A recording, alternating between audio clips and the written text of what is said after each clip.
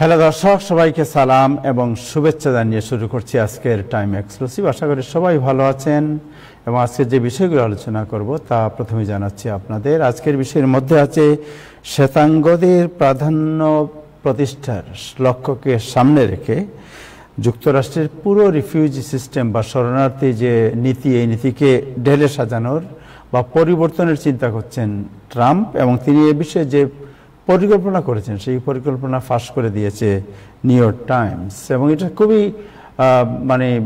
Breaking news, এবং যারা immigrant community আছে, কালার ইমিগ্রেন্ট কমিউনিটি, তাদের সবার জন্য খুব উদ্বেগের খবর যে ট্রাম্প তিনি শ্বেতাঙ্গ যারা আছে, এখানে কালার পিপল যারা আছে, তাদেরকে পিছনে রেখে শ্বেতাঙ্গদের কীভাবে প্রাধান্য দেবেন, এই দেশে তাদের আধিপত্যকে কীভাবে বিস্তার করাবেন, এই লক্ষ্যকে সামনে রেখে পুরো নীতিকেই পরিবর্তনের পরিকল্পনা করেছেন। এবং new York Times has a big story on it. যাই হোক, এরপরে আসি বাংলাদেশ প্রসঙ্গ। বাংলাদেশ প্রসঙ্গে চাকসু নির্বাচন হয়েছে, 26টির মধ্যে 24টিতে শিবির বিজয়ী লাভ করেছে এবং এজিএস পদে ছাত্রদল বিজয়ী হয়েছে।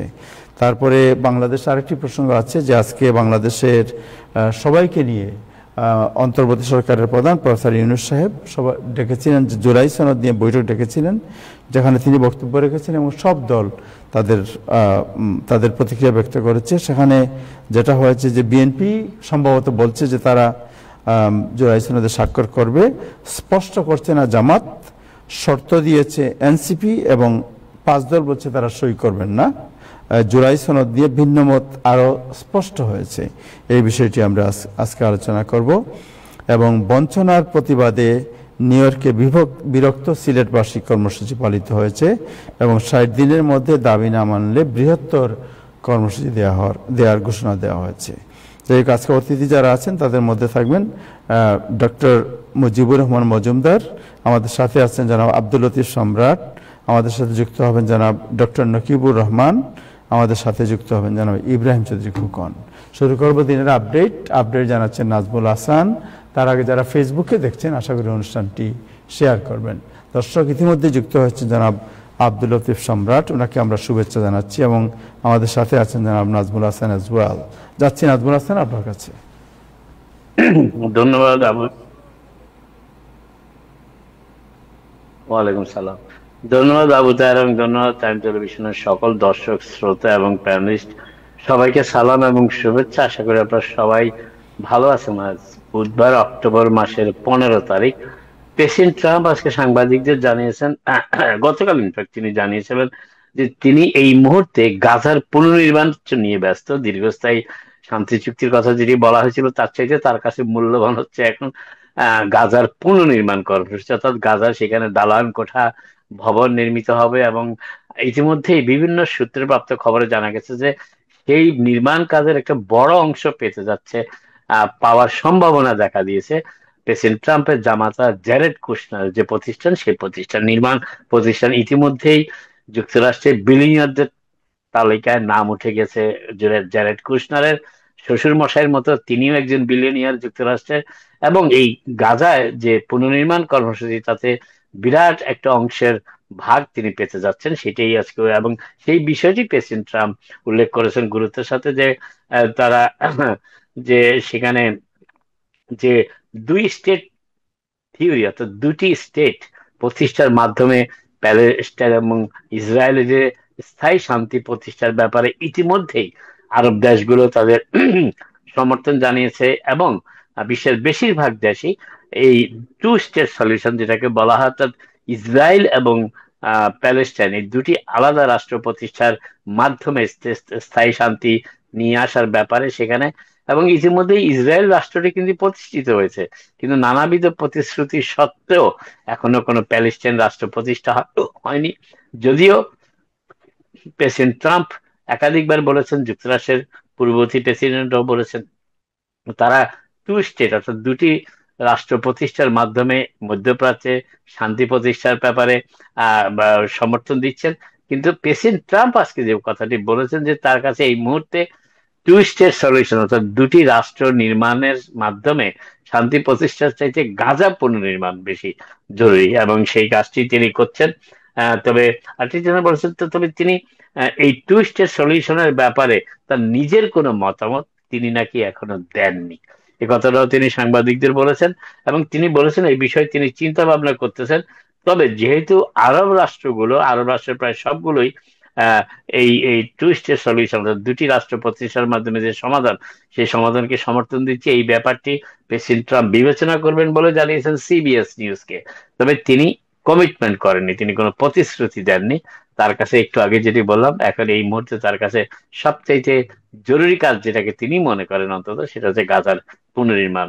এদিকে গাজায় ইসরায়েলি বাহিনী, গাজার রাস্তা এখন আর ইসরায়েলি বাহিনীকে দেখা যাচ্ছে না। তবে এই ইসরায়েলি বাহিনী সেখান থেকে প্রত্যাহারের পর গাজাবাসীর মনে যে আতঙ্ক সৃষ্টি হয়েছে, সেটি হচ্ছে যে হামাস এখন গাজার রাস্তাঘাট নিয়ন্ত্রণের দায়িত্বে চলে এসেছে পুনরায়, এবং তারা প্রতিশোধ পরায়ণ হয়ে উঠেছে তীব্র ভাবে। এবং তারা গত 2 বছর যুদ্ধ শুরু হওয়ার পর থেকে তাদেরই বিভিন্ন বিরোধীরা, যারা প্যালেস্টাইনি অবশ্যই, কিন্তু যারা হামাসের বিরোধিতা করেছে এবং ইসরায়েলের সাথে সহযোগিতা করেছে হামাসের ঘাঁটি এবং হামাসের অবস্থান চিহ্নিত করে দেওয়ার ব্যাপারে, তাদের বিরুদ্ধে প্রতিশোধমূলক ব্যবস্থা গ্রহণ করতে শুরু করেছে হামাসের সৈন্য, হামাসের মিলিশিয়া বাহিনী। এবং ইতিমধ্যে গতকাল আমি আপনাদের জানিয়েছিলাম যে পরশুদিন একজনকে তারা এই অপরাধে, অর্থাৎ তাদের গুপ্তচর বৃত্তি এবং ইসরায়েলি বাহিনীকে সহযোগিতা করার অপরাধে একজনকে ধরে এনে প্রকাশ্য রাস্তায় গুলি করে হত্যা করেছিল। গতকাল তারা 8 জনকে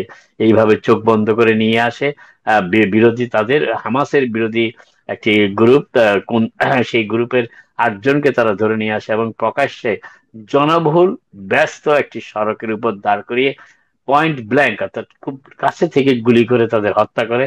এবং ইতিমধ্যেই দেখা গেছে গাজায় বিভিন্ন বেশ কয়েকটি জিপে হামাসের বাহিনী চড়ে তারা খুঁজে বেড়াচ্ছে যে ইসরায়েলের সাথে কোন কোন মিলিশিয়া বাহিনী হামাসের যারা বিরোধিতা করেছে, তারা ইসরায়েলের সাথে সহযোগিতা করেছে, এবং তাদেরকে খুঁজে বের করে তাদের বিরুদ্ধে এই ধরনের চরম শাস্তিমূলক ব্যবস্থা, অর্থাৎ গুলি করে হত্যা করার যে উদাহরণ তারা সৃষ্টি করেছে গত 2 দিনে, সেটি অব্যাহত রাখছে। তবে এই ব্যাপারে ইসরায়েল কর্তৃপক্ষ কিংবা কোনো আরব রাষ্ট্র কিংবা এমনকি ইজিপ্ট, মিশরও এখনো কোনো মন্তব্য করেনি। তবে এই সংবাদটা আজকে ছেপেছে ওয়াল স্ট্রিট জার্নাল। সেই ওয়াল স্ট্রিট জার্নাল সেটি আজকে এই তথ্যটি ছেপেছে, সেখানে তারা ফেডারেল কর্মচারীকে চাকরিচ্যুত করতে না পারেন।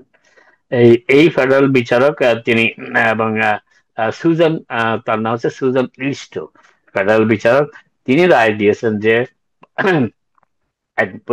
প্রেসিডেন্ট ট্রাম্প যেই প্রক্রিয়ায় ফেডারেল কর্মচারীদের সংকুচিত করে আনার প্রয়াস পেয়েছেন তার প্রশাসন, সেটি সাংবিধানিকভাবে বৈধ নয়, এবং সেই জন্য তিনি তার উপর নিষেধাজ্ঞা জারি করেছেন। তবে ট্রাম্প প্রশাসন এই নিয়ে হয়তো উচ্চতর আদালতে আপিলস কোর্ট, যেটাকে বলা এর পরে আছে আপিলস কোর্ট, আপিলস কোর্ট আদালত করবে কিনা সেই সিদ্ধান্ত দেয়নি। তবে ধারণা করা হচ্ছে অবশ্যই তারা আদালতে যাবে। তার কারণ হচ্ছে হোয়াইট হাউসের office of management and budget, যেটি মূলত এই ফেডারেল সরকারকে সংকুচিত করার ব্যাপারে একটি ব্লু প্রিন্ট তৈরি করেছিল প্রেসিডেন্ট ট্রাম্পের নির্বাচনের আগেই, এবং যেটি 2025 ভিশন হিসাবে পরিচিতি লাভ করেছিল, সেই পরিকল্পনা যিনি রচনা করেছিলেন সেই মিস্টার ভট হচ্ছেন এখন হোয়াইট হাউসের অফিস অফ ম্যানেজমেন্ট এবং বাজেটের দায়িত্বে। তিনি মূলত প্রেসিডেন্ট ট্রাম্পের এই শাটডাউন মোকাবেলার যে কর্মসূচি রয়েছে সেগুলো নির্ধারণ করছেন। এবং সেই পর্বে এসে ভট বলেছেন যে যতটা সম্ভব ফেডারেল কর্মচারীদের সংকুচিত করে আনার যে প্রয়াস, সেটি অব্যাহত থাকবে, এবং শাটডাউন সেই কাজটাকে আরো একটা সহজ করে দিয়েছে। কিন্তু আজকে সেই ফেডারেল বিচারক তাদের বাদ সেধেছেন। তবে কয়দিন তিনি এটি ঠেকিয়ে রাখতে পারবেন বলা এখনো মুশকিল, কারণ যদি ট্রাম্প প্রশাসন আপিলেট কোর্টে যায় এবং আপিলেট কোর্টেও যদি ট্রাম্প প্রশাসন পরাজিত, অর্থাৎ আপিলেট কোর্টে যদি ফেডারেল কোর্টের রায়টি অব্যাহত রাখে, তাহলে প্রেসিডেন্ট ট্রাম্প এবং তার প্রশাসন নিশ্চিত করে সুপ্রিম কোর্টে যাবেন। এবং তারা মনে করেন যে সুপ্রিম কোর্ট প্রেসিডেন্ট ট্রাম্পের এই পর্যন্ত যতগুলি নির্বাহী আদেশ নিম্ন আদালতের চ্যালেঞ্জ হয়ে সুপ্রিম কোর্টে গিয়েছে, তার প্রত্যেকটিতে প্রায় সুপ্রিম কোর্ট প্রেসিডেন্ট ট্রাম্পের সমর্থনে রায় দিয়েছে। অতএব এই ফেডারেল কর্মচারীদের যে সংখ্যা এবং ফেডারেল কর্মচারীদের চাকরি কমিয়ে আনা এবং চাকরিচ্যুতির ব্যাপারে প্রেসিডেন্ট ট্রাম্পের যে প্রয়াস, যেটি ফেডারেল বিচারক আজকে ঠেকিয়েছেন অন্তত, সেটি কতদিন দীর্ঘস্থায়ী হবে সেটি হচ্ছে এখন দেখার বিষয়। আর এ পর্যন্ত প্রায় 4,000 কর্মচারীকে চাকরিচ্যুত করার একটি তথ্য পাওয়া গিয়েছে আজকে, যদিও হোয়াইট হাউস থেকে এটি এখনো নিশ্চিত করা হয়নি। তবে যেই ডিপার্টমেন্ট থেকে চাকরিচ্যুত করা হয়েছে সেই ডিপার্টমেন্ট গুলো জানা গিয়েছে বিভিন্ন এজেন্সি, সেই ডিপার্টমেন্ট গুলোর তার মধ্যে রয়েছে treasury department, health and human services department, education department শিক্ষা দপ্তর, কমার্স দপ্তর এবং স্টেট ডিপার্টমেন্ট। হোমল্যান্ড সিকিউরিটি থেকেও কিছু লোককে চাকরিচ্যুত করা হয়েছে, তবে সেটি খুব সংখ্যায় খুবই নগণ্য বলা হচ্ছে। তবে প্রেসিডেন্ট ট্রাম্প আজকে বলেছেন যে যে সমস্ত ফেডারেল কর্মচারীরা, গতকাল ইনফ্যাক্ট তিনি বলেছেন, যে সমস্ত ফেডারেল কর্মচারীরা ডেমোক্রেটিক প্রশাসন কিংবা ডেমোক্রেটিক পার্টির প্রতি দুর্বল চিহ্নিত করা গেছে, তাদেরকেই মূলত আগে চাকরিচ্যুত করার সিদ্ধান্ত গ্রহণ করা হয়েছে। অর্থাৎ এখানেও রাজনীতির একটি খেলা চলে এসেছে প্রেসিডেন্ট ট্রাম্প প্রশাসনের এই সিদ্ধান্তের মাধ্যমে। আরেকটি বিষয় যেটি এবং এই শাটডাউনটি চলছে অক্টোবরের 1 তারিখ থেকে। ইতিমধ্যে শাটডাউনের 2 সপ্তাহ অতিক্রান্ত হয়েছে এবং গতকালই জানিয়েছিলাম যে আপাতত এই শাটডাউন স্থগিত হওয়ার কোনো সম্ভাবনা দেখা যাচ্ছে না, কারণ রিপাবলিকানরা কোনো প্রকার ছাড় দিতে প্রস্তুত নয় ওবামা কেয়ারের প্রিমিয়াম কমিয়ে আনার ব্যাপারে। তারা বলছে এটি অবৈধভাবে যারা যুক্তরাষ্ট্রে অবস্থান করছে তাদেরকে স্বাস্থ্য সেবা দেওয়ার একটি প্রক্রিয়া মাত্র, যদিও তারা প্রমাণ হিসেবে সেটি কোনো তথ্য দাখিল করেনি। এদিকে ডেমোক্রেটিক পার্টির নেতৃত্ব, বিশেষ করে সিনেটের সংখ্যালঘিষ্ঠ দলের নেতা সিনেটর চাক শুমার এবং কংগ্রেসের ডেমোক্রেটদের নেতা কংগ্রেসম্যান হাকিম জাফরিস, তারা বলেছেন তারা তাদের যতক্ষণ পর্যন্ত না ওবামা কেয়ারের সাবসিডি যেটি প্রদান করা হয়েছিল প্যান্ডেমিকের পরবর্তী সময় এবং যেটি এবছরের শেষ নাগাদ শেষ হয়ে যাওয়ার কথা বিউটিফুল বিলের মাধ্যমে, সেটি পুনর্বহাল না করা পর্যন্ত তারা শাটডাউন বন্ধ করার ব্যাপারে কোনো পদক্ষেপকে সমর্থন দেবেন না। অতএব ধারণা করা হচ্ছে এটি, যদিও ট্রাম্প যুক্তরাষ্ট্রের ইতিহাসে সবচেয়ে দীর্ঘস্থায়ী শাটডাউন, যেটি প্রায় 39 দিন ছিল, আর সেটি ছিল প্রেসিডেন্ট ট্রাম্পের প্রথম মেয়াদে, সেই রেকর্ড এবার ভেঙে যাবে কিনা সেই আশঙ্কাটি দেখা দিয়েছে অনেকে। এবং স্পিকার জনসনও বলেছেন, গতকাল আশঙ্কা প্রকাশ করেছেন আপাত দৃষ্টিতে তিনি শাটডাউন সহসা শেষ হয়ে যাবে কিংবা স্থগিত হয়ে যাবে এই ধরনের সম্ভাবনা তিনি দেখছেন না। স্পিকার মাইক জনসনও জানিয়েছেন, তিনি যদিও ডেমোক্রেটদের সম্পূর্ণভাবে দায়ী করেছেন শাটডাউনের জন্য, কিন্তু ডেমোক্রেট নেতৃত্ব পাল্টা জবাব দিয়ে বলেছেন তারা যুক্তরাষ্ট্রের মধ্যবিত্ত এবং নিম্ন মধ্যবিত্তের মানুষের স্বাস্থ্য সেবা নিশ্চিত করার জন্য এই অবস্থানে যেতে তারা বাধ্য হয়েছেন। তার কারণ তারা মনে করেন যে ওবামা কেয়ারের প্রিমিয়াম সাবসিডি যে বিষয়টি দীর্ঘদিন ধরে প্রচলিত রয়েছে সেটি বন্ধ করে দেওয়ার অর্থই ওবামা কেয়ারের সেবা থেকে বঞ্চিত হবে যুক্তরাষ্ট্রের মধ্যবিত্ত এবং নিম্ন মধ্যবিত্ত পর্যায়ের মানুষরা, এবং এটি কোনোভাবেই ডেমোক্রেটদের কাছে গ্রহণযোগ্য নয়। যদিও প্রেসিডেন্ট ট্রাম্পের গুরুতর সমর্থক মার্জরি টাইলার গ্রিন, যিনি জর্জিয়া থেকে নির্বাচিত কংগ্রেস সদস্য, প্রেসিডেন্ট ট্রাম্পের প্রতিটি পদক্ষেপেই তিনি সমর্থন করে এসেছেন, কিন্তু এইবারে তিনি একটু ব্যতিক্রম। তিনি বলেছেন যে রিপাবলিকানদের এই ওবামা কেয়ারের সাবসিডিটি অব্যাহত রাখার ব্যাপারে তার সমর্থন রয়েছে এবং তিনি মনে করেন যে সাবসিডি প্রত্যাহার করা হলে অনেক মানুষ যুক্তরাষ্ট্রে, যার মধ্যে তার নিকট আত্মীয়রা রয়েছেন, সেই কংগ্রেস সদস্য প্রেসিডেন্ট ট্রাম্পের মাগা আন্দোলনের একজন পুরোধা সেই মার্জরি টাইলার গ্রিনও বলেছেন যে যদি ওবামা কেয়ারের প্রিমিয়াম সংকুচিত প্রিমিয়াম কমিয়ে আনার যে প্রক্রিয়া রয়েছে সেটি যদি বাদ দেওয়া হয় তাহলে তার নিকট আত্মীয় স্বজন অনেকেই যুক্তরাষ্ট্রের স্বাস্থ্য সেবা থেকে বঞ্চিত, অর্থাৎ তিনি এই পদক্ষেপকে অন্তত সমর্থন করতে পারেন না বলেছেন মার্জরি টাইলার গ্রিন, যিনি প্রেসিডেন্ট ট্রাম্পের অত্যন্ত গুরুত্বপূর্ণ একজন সমর্থক যুক্তরাষ্ট্র কংগ্রেসে। আরেকটি বিষয় যেটি বলার চেষ্টা করছি সেটি হচ্ছে যে মামদানি ঠেকাও অভিযানটি মূলত বেশ সক্রিয় এই মুহূর্তে, যদিও নির্বাচনের আর মাত্র 3 সপ্তাহ বাকি আছে, কিন্তু মামদানি ঠেকাও অভিযানে যে সুপার প্যাক গুলি প্রতিষ্ঠা করা হয়েছে এবং যার মূলত সুবিধা পাচ্ছেন তার প্রতিদ্বন্দ্বী অ্যান্ড্রু কুমো, সাবেক গভর্নর, তিনি প্রাইমারির আগেও সেই সুবিধাটি পেয়েছিলেন, প্রাইমারিটি হেরে যাবার পরও তিনি স্বতন্ত্র প্রার্থী হিসেবে নির্বাচন করছেন ডেমোক্রেটিক প্রার্থী জোহরাল মামদানির বিরুদ্ধে। সেই প্যাক, সুপার প্যাক যেটাকে বলা হয়, সেই প্যাকে $1 মিলিয়ন অনুদান দিয়েছেন বিল একম্যান, যিনি নিউ ইয়র্কে বসবাসরত বিলিয়নিয়ার এবং যিনি মূলত মামদানি ঠেকাও আন্দোলনের যে অর্থ যোগানদাতাদের মধ্যে শীর্ষস্থানে রয়েছেন। যদিও প্রাইমারির আগে এই এই যাতে অ্যান্ড্রু কুমো বিজয়ী হতে পারে নির্বাচনে ডেমোক্রেটিক প্রাইমারিতে, সেই সুপার প্যাকে সাবেক মেয়র মাইকেল ব্লুমবার্গ সবচেয়ে বেশি অর্থ দান করেছিলেন, তিনি প্রায় $3 মিলিয়ন একাই দিয়েছিলেন।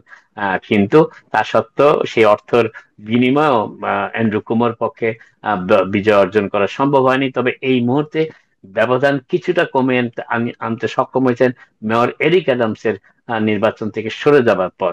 কিন্তু এই মুহূর্তে সবচেয়ে গুরুত্বপূর্ণ প্রশ্ন হিসাবে দেখা দিয়েছে যে নির্বাচন থেকে সরে দাঁড়ানোর পর যদিও একাধিক জরিপে দেখা যাচ্ছে যে এরিক অ্যাডামসের সমর্থকরা এখন বেশি মাত্রায় প্রায় 90%ই এন্ডোর্স করছেন, কিংবা 90%ই কুইনিপেক ইউনিভার্সিটির জরিপে জানিয়েছেন যে তারা অ্যান্ড্রু কুমোকে সমর্থন করবেন। এর ফলে যেখানে আগে প্রায় 23%-এর ব্যবধান ছিল অ্যান্ড্রু কুমো এবং জোহরান মামদানির মধ্যে, সেটি এখন 13%-এ নেমে এসেছে দুজনের ব্যবধান।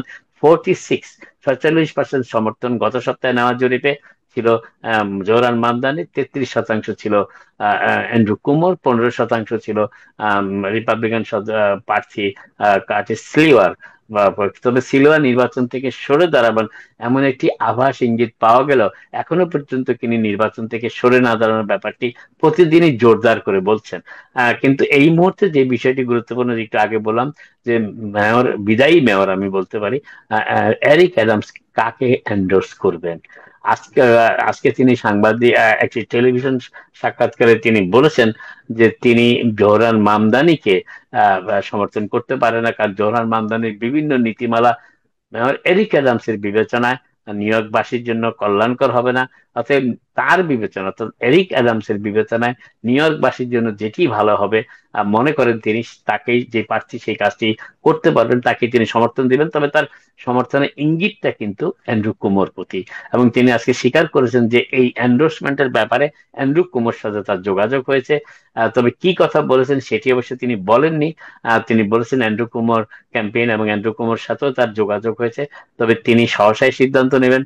কি সিদ্ধান্ত নেবেন সেটার ইঙ্গিত পাওয়া গেল তিনি বলেছেন আর দিন কয়েক অপেক্ষা করতে হবে। তবে অ্যান্ড্রু কুমো বলেছেন তিনি সমর্থন যদি পান ধন্যবাদ, তবে সমর্থন পেলে যদি মেয়র এরিক অ্যাডামসের সমর্থন পান তবে সেটি তার জন্য ফলদায়ক হবে। তবে এই কথাটি অবশ্য তার ক্যাম্পেইন থেকে বলা হয়েছে যত আগে এই সমর্থনটি আসবে অ্যান্ড্রু কুমোর জন্য তত বেশি শক্তিশালী অবস্থানে যাওয়া সম্ভব হবে। তবে মেয়র এরিক অ্যাডামস কোন তারিখ এখন নির্ধারণ করেনি, নির্বাচনের আর মাত্র 3 সপ্তাহ বাকি রয়েছে। আরেকটা জিনিস বলা হচ্ছে যে প্রায় আর শেষ করার আগে যেটি বলছি সেটি হচ্ছে যে জোহরান মামদানির বিরুদ্ধে নিউ ইয়র্কে বসবাসরত ধনাঢ্য ব্যক্তিরা, বিশেষ করে বিলিয়নাররা, যদিও মামদানি ঠেকাও কর্মসূচির সাথে সম্পৃক্ত হচ্ছেন, কিন্তু যুক্তরাষ্ট্রের অত্যন্ত সফল একটি ব্যাংক, যুক্তরাষ্ট্রের দ্বিতীয় ব্যাংক, কিছু কিছু হিসাবে যুক্তরাষ্ট্রের প্রথম ব্যাংক, কিছু কিছু হিসাবে দ্বিতীয় ব্যাংক, চেইজ ম্যানহাটনের যিনি প্রধান নির্বাহী রয়েছেন সেই জ্যামি ডিমন আজকে বলেছেন যে তিনি যদি মেয়র হিসাবে নির্বাচিত হন জোহরান মামদানি তাকে সম্পূর্ণ সমর্থন দেবেন তার আর্থিক পরিকল্পনা রচনার ক্ষেত্রে এবং নিউ ইয়র্ক সিটিকে আর্থিকভাবে সমৃদ্ধ করার ক্ষেত্রে চেইজ ব্যাংক এবং চেইজ ব্যাংকের প্রধান নির্বাহী জ্যামি ডিমন তাকে সমর্থন দিবেন, এই কথা তিনি অবশ্য আজকে জানিয়েছেন। আপাতত এখানে শেষ করি, আজকে আবার আপনাদের সাথে কথা হবে। আপনারা সবাই ভালো থাকুন। Thank you Nazmul Hasan, thank you so much. So New York City নির্বাচনে আপনার কি মনে হয় যে ওয়ার কার্টিস সিলওয়া তিনি বলেছেন তিনি নির্বাচন থেকে সরে দাঁড়াবেন না? নির্বাচনের ব্যাপারটা তিনি অবশ্য বলেছেন কালকে একটা হিসাবে যে তার কাছে একটি ফর্মুলা আছে, সেই ফর্মুলাতে তিনিও মেয়র নির্বাচিত হতে পারেন। তবে এই ফর্মুলাটাকে কেউ গুরুত্ব দিচ্ছে না। তার কারণ তার যে ভোটের ব্যাংক এবং তার যে ভোটের হিসাব, এটা কোনোভাবেই এই কম্পাসটা কিন্তু অগ্রসর হচ্ছে না, এটা থেমেই আছে। অতএব তিনি যে কথাটি বলার চেষ্টা করছেন সেটি হচ্ছে বলা যাচ্ছে না এখনো নির্বাচনে কি হয়। আমরা তো মনে করেছিলাম যে এরিক অ্যাডামস শক্ত অবস্থানে থাকবেন, কিন্তু পারলেন না। তবে যত নির্বাচন যাচ্ছে প্রতিদ্বন্দ্বিতা আগে চলে আসে। তবে এখনো জোহরান মামদানি এবং অ্যান্ড্রু কুমোর ব্যবধান 2 অঙ্কের। অতএব অবশ্যই এখানে অনেকে আবার বলেছেন যে অ্যান্ড্রু কুমো এবং জোহরান মামদানির মধ্যে ডেমোক্রেটিক প্রাইমারি তো দিন কয়েক আগে জোহরান মামদানি 2 অঙ্কের ব্যবধানে পিছিয়ে ছিলেন, সে কথাটি তিনি প্রাইমারি নির্বাচনের শেষ দিকে বরাবরই বলে আসছিলেন যে আজকে আমরা এতটা সমর্থন অর্জন করেছি, কালকে আমরা এগিয়ে যাচ্ছি, উই আর ভেরি ক্লোজ। প্রথম দিকে আমাদেরকে ওই হিসাবেই নেয়নি। সেই অবস্থাটা এখন ফিরে এসেছে অ্যান্ড্রু কুমোর জন্য। তবে আমার পার্সোনালি মনে হচ্ছে যে time is very short for Andrew কুমো to overcome this. Right. যাই হোক, দর্শকদের যেটা বলছিলাম যে শ্বেতাঙ্গদের প্রাধান্য প্রতিষ্ঠার লক্ষ্যকে সামনে রেখে পুরো যুক্তরাষ্ট্রের যে ইমিগ্রেশন পলিসি অথবা রিফিউজি পলিসিকে পরিবর্তনের এক পরিকল্পনা নিয়েছেন ট্রাম্প, এবং এটি আজকে প্রকাশ করে দিয়েছে নিউ ইয়র্ক টাইমস। এই বিষয়ে আজকে আলোচনা হবে, আশা করি আপনারা আমাদের সাথেই থাকবেন। যাই হোক, আমরা শুরু করি। আজকে একটু বাংলাদেশ নিয়ে আগে যাই। আমাদের সাথে আছেন ডক্টর মুজিবুর রহমান মজুমদার এবং আমাদের সাথে আছেন আব্দুল লতিফ সম্রাট। আব্দুল লতিফ সম্রাট এবং মুজিবুর রহমান মজুমদার দুজনই যুক্তরাষ্ট্র বিএনপির সাবেক, একজন প্রতিষ্ঠাতা সভাপতি, একজন সাবেক সভাপতি। দুজনকে শুভেচ্ছা জানাচ্ছি। শুরু করি জনাব আব্দুল লতিফ সম্রাট, আপনাকে দিয়ে। আজকে বাংলাদেশ প্রসঙ্গ চাকসু নির্বাচন নিয়ে একটা, আপনি জানেন যে এক ধরনের সম্রাট ভাই, আপনার ফোনটা কি একটু যাবে? জি, করতেছি, ওটা নড়ে গেছিল। রাইট। সো চাকসু নির্বাচনে দেখা যাচ্ছে যে ডাকসু নির্বাচনের পরে চাকসু নির্বাচনের শিবিরের ব্যাপক বিজয় হয়েছে। এখানে অবশ্য এজিএস পদে ছাত্রদল বিজয়ী হয়েছে। আপনি তো বিএনপি ছাত্র অবস্থা থেকেই আপনি রাজনীতির সাথে সম্পৃক্ত। ডক্টর মুজিবুর রহমান মজুমদার, উনি ঢাকা মেডিকেল কলেজ ছাত্রদলের উনি প্রধান ছিলেন। সো আপনাদের দুজনের সাথে যাই, প্রথমে সম্রাট ভাই আপনার কাছে যাই। What is your analysis? বিসমিল্লাহির রহমানির রহিম। উপস্থিত সব সহ আলোচক এবং আপনি নাজমুল ভাই, সবাইকে ধন্যবাদ জানায় আমি আমার অ্যানালিসিস বলার চেষ্টা করব। আমার কাছে প্রথমত একটা জিনিস মনে হয়েছে যে এখানে যদিও শিবির 24টা আসন 26টার মধ্যে জিতেছে, কিন্তু এজিএস এর রেজাল্টটা, এইটা আমার কাছে খুব ইন্টারেস্টিং মনে হয়েছে। এর পিছনে কারণ হলো, দেখেন, এজিএস যিনি জিতছেন ছাত্রদল থেকে, তার ভোট কিন্তু ভেরি ক্লোজ টু শিবিরের ওই ভাইস প্রেসিডেন্ট এবং জেনারেল সেক্রেটারি ভোটের সাথে। অতএব এইখানে একটা জিনিস মনে আসতেই পারে যে এখানে দলীয়ভাবে হয়তো ভোট দেওয়া হয়েছে, কিন্তু তারপরেও ব্যক্তিগত আদর্শিক অবস্থান এবং তার সঙ্গে ছাত্রছাত্রীদের যে ইন্টারাকশন, সংযোগ এবং নিজেকে তুলে ধরতে পারার যে স্পেসিফিক ক্যাপাসিটি নিশ্চয়ই তিনি দেখিয়েছেন, যার জন্য আপনার ওই তিনি জিতেছেন এবং অত্যন্ত সম্মানজনক ভোট পেয়ে আর কি। তো তাতে আমার কাছে মনে হচ্ছে যে ছাত্রদলের অন্যান্য প্রার্থী যারা ছিলেন তাদের কোথাও কোনো ঘাটতি আছে কিনা, এটা ছাত্রদল নিজেরা করবে, মানে এটাকে বিশ্লেষণ করতে হবে এবং বোঝার চেষ্টা করতে হবে যে একজন ক্যান্ডিডেট যেখানে 6000-এর ঊর্ধ্বে ভোট পাইল, অন্যরা প্রায় অনেকেই 3000 রেঞ্জের উপরে উঠতে পারে নাই। এই গ্যাপের কারণটা কি? কারণ এই গ্যাপের কারণটা যদি তারা খুঁজে বের করতে পারে, তাহলে এবার তো চলে গেল, বাট আগামীতে এটা শুধু এখানে বলে না, ডাকসু, তারপরে জাকসু এবং এখনকার চাকসু, এর প্রত্যেকটি থেকে ছাত্রদলের একটা, মানে যেটাকে বলে যে লার্নিং কার্ভটাকে ভালো করতে হবে, লার্ন ফ্রম দি মিস্টেকস থেকে ভালো করতে হবে, এবং কি কারণে ছাত্র শিবির এই 3টে ইউনিভার্সিটিতে পরপর মানে number of positions they won, এটাতে মনে হয় মানে প্রত্যেকটাই ভূমিধস জয়ের, এই প্রত্যেকটা নিউজ পেপারে আমরা দেখতেছি যে হেডলাইন হচ্ছে ভূমিধস জয়, ভূমিধস জয়। কিন্তু অ্যাকচুয়াল মানে যদি আমরা সিনসিয়ারলি ছাত্র দলের অতীত ঐতিহ্যবাহী ভূমিকা দেখি, সেই ডাকসুর নির্বাচনে আমান খোকনের সেই বিজয়, বা পরবর্তীতে স্বৈরাচারী আন্দোলন করে স্বৈরাচার পতনে ছাত্র দলের যে গৌরব উজ্জ্বল ভূমিকা, এবং ইভেন এই যে জুলাই আগস্টের যে আন্দোলন, সেখানেও ছাত্র দলের যে ভূমিকা, সব মিলে তাদের মানে এই ধরনের ফল আসলে অনেককে হতাশ করতেছে, যে এরকম কেন হচ্ছে। এটা কি যে সমস্ত ক্যান্ডিডেট আছেন তাদের সঙ্গে কোনো রিপোর্টের সমস্যা, কোনো যোগাযোগের সমস্যা, বা তাদের মেসেজটা অ্যাক্রস করে ছাত্রছাত্রীদের মধ্যে পৌঁছানোর কোনো ব্যর্থতা আছে কিনা সেগুলা খতিয়ে দেখা দরকার। কারণ হচ্ছে যে এইটা মানে ধরেন একটা ইউনিভার্সিটিতে একটা ল্যান্ডস্লাইড হইলে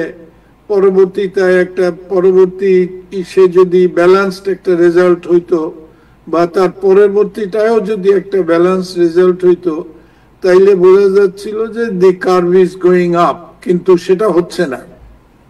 এবং জানি না আজকে বোধহয় রাজশাহী ইউনিভার্সিটিরও রাকসুরও নির্বাচন হওয়ার কথা রয়েছে, এবং বিভিন্ন ফোরকাস্টে দেখা যাচ্ছে যে সেখানেও হয়তোবা শিবিরের মানে কি ধরনের বিজয় হবে না হবে, বাট তাদেরই বিজয়ের একটা সম্ভাবনার ইঙ্গিত বিভিন্ন পত্র পত্রিকার মাধ্যমে দেখা যাচ্ছে।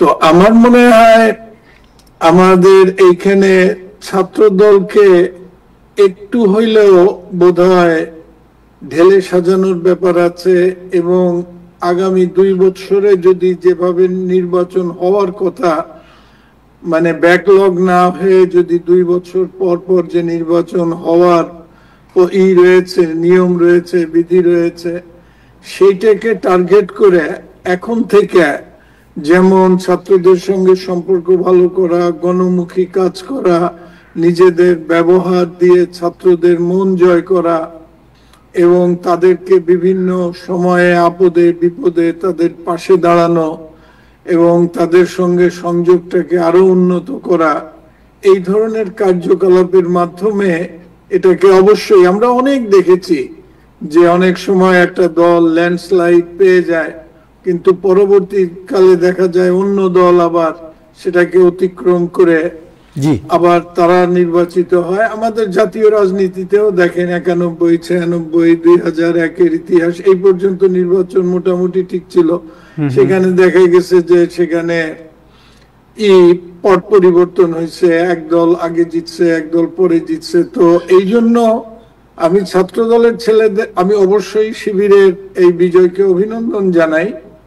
পাশাপাশি ছাত্র দলের প্রতি আমার আবেদন থাকবে, ফল এখন হচ্ছে সেটাকে উল্টে দিয়ে ছাত্র দল তার পক্ষে নিতে পারে, এরকম একটা আশাবাদ আমি পোষণ করছি, এবং এটা করা তাদের পক্ষে অবশ্যই সম্ভব। Thank you so much, thank you, আপনাকে অনেক ধন্যবাদ। ডক্টর মুজিবুর রহমান মজুমদার, আপনার কাছে যাই, এরপরে ডক্টর নকিবুর রহমান এবং খোকন আছেন, ওনাদের কাছে যাবো। জি,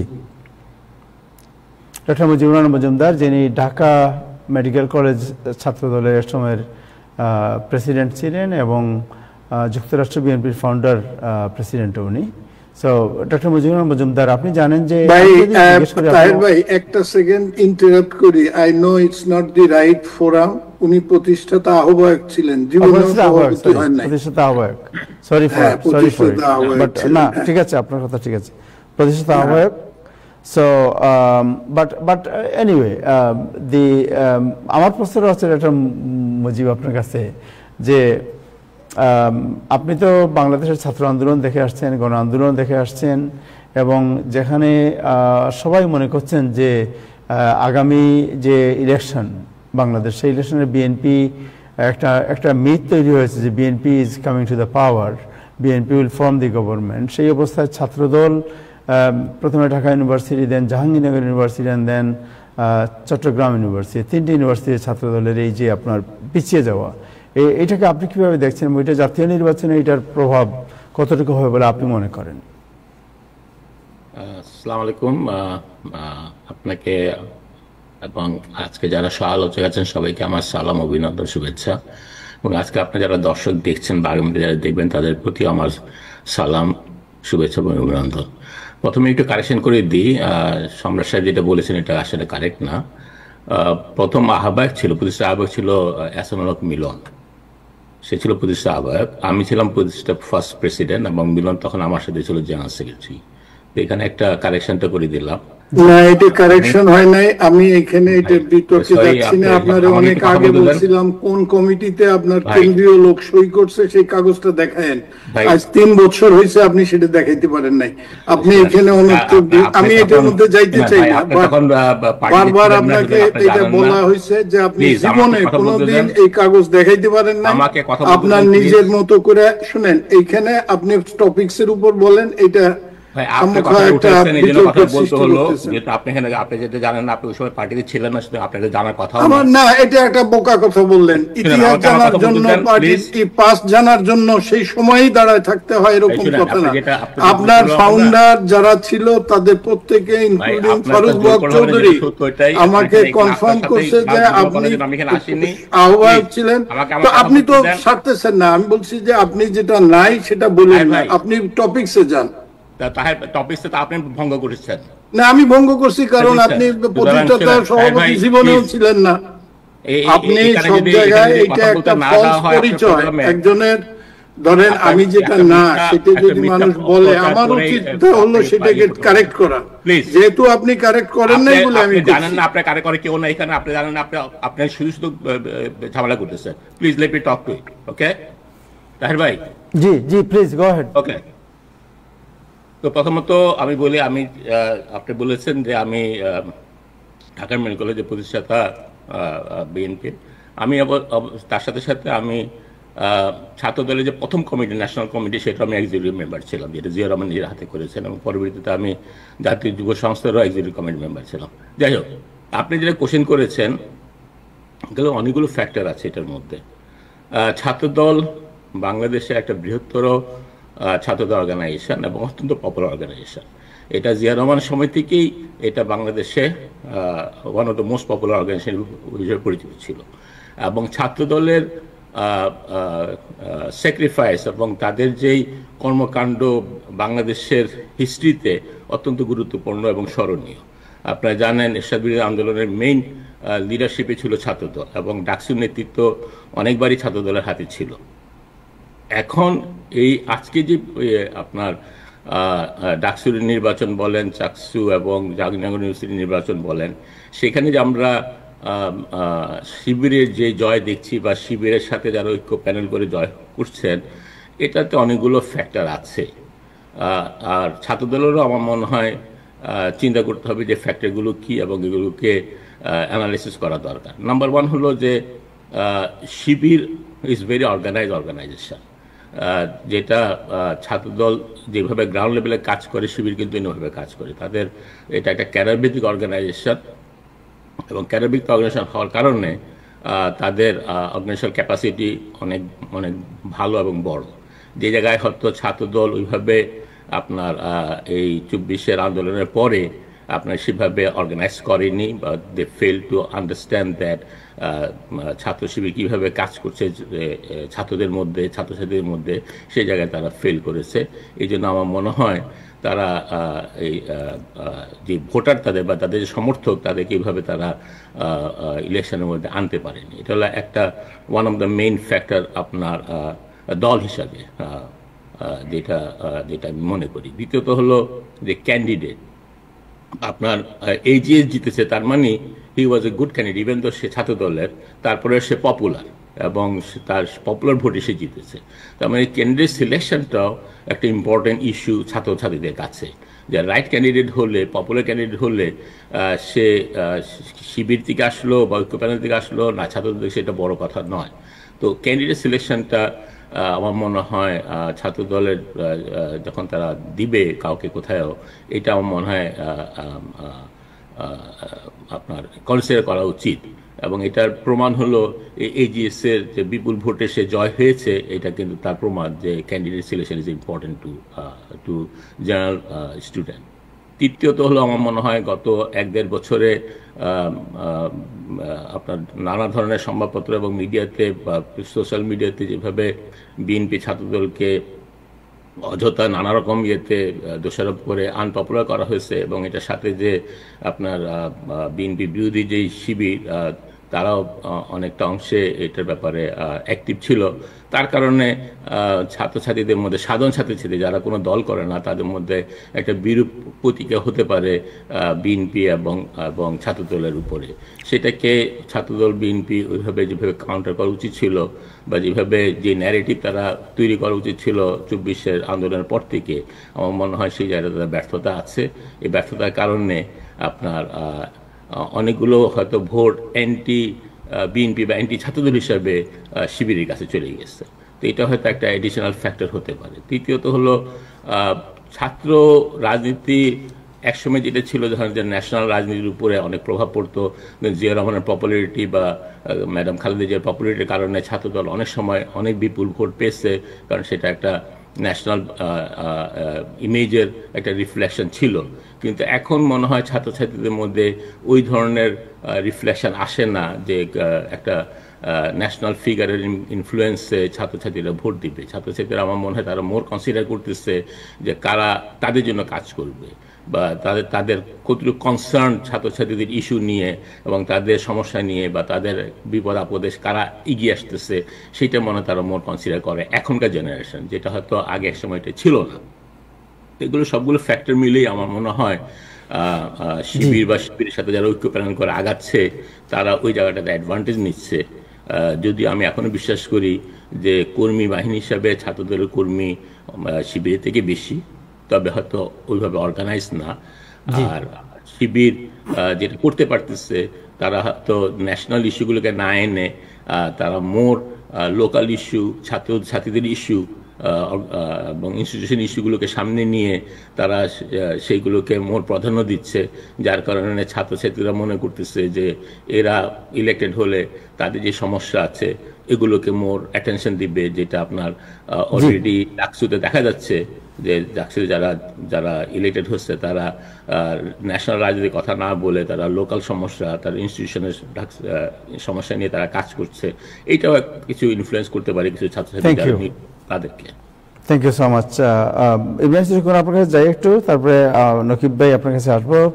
ইব্রাহিম সিরকুন, এই বিষয়ে আপনার কোনো কমেন্ট আছে? যে আপনি তো একসময় জাসদ ছাত্র রাজনীতির সাথে সম্পৃক্ত ছিলেন, এবং জাসদ ছাত্র লীগ একসময় আপনি দেখেছেন যে সারা দেশের সমস্ত ইউনিভার্সিটি দাবিয়ে বেরিয়েছে। আপনার অলমোস্ট মান্না ভাই এবং আখতারুজ্জামানের নেতৃত্বে বিভিন্ন ইউনিভার্সিটি জাসদের আন্ডার দি জাসদ লিডারশিপে ছিল, ছাত্রলীগের লিডারশিপে ছিল। সো এখন যে ট্রেন্ড দেখা যাচ্ছে শিবিরের, এটাকে আপনি কিভাবে দেখছেন? বাট ন্যাশনাল পলিটিক্সে জাসদের ফেলিওর আমরা দেখেছি।